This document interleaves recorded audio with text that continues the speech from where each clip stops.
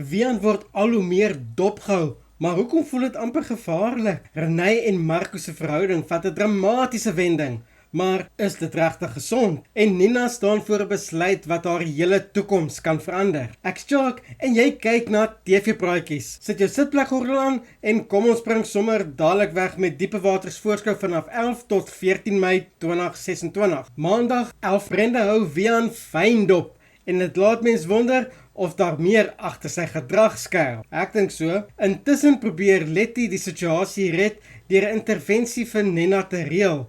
Maar gaan dit help of dinge net erger maak? En dan, daar is duidelik ongemak tussen Renay en Marco. Iets is nie reg nie en jy kan dit voel. Wel, ek weet nie of hierdie liefde storie tussen Renay en Marco lekker gaan werk nie. Maar ons sal maar sien hoe gaan dit uitdraai, né? Dinsdag 12 Mei. Marco en Renay se verhouding neem 'n nuwe wending in.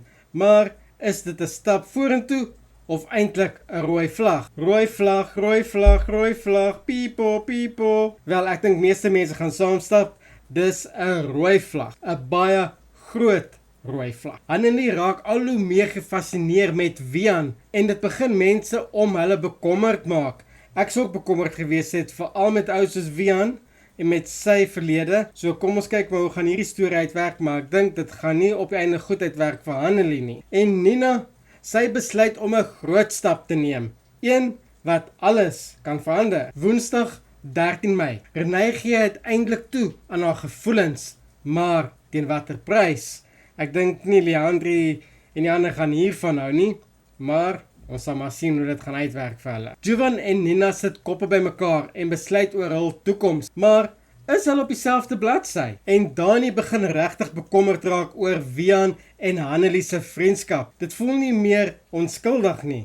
Wel Dani, jy bet jou oop hou, want hier kom groot moeilikheid met 'n hoofletter M. Donderdag 14 Mei. Renay begin worstel met die magswanbalans in haar verhouding en dit kan groot probleme veroorsaak.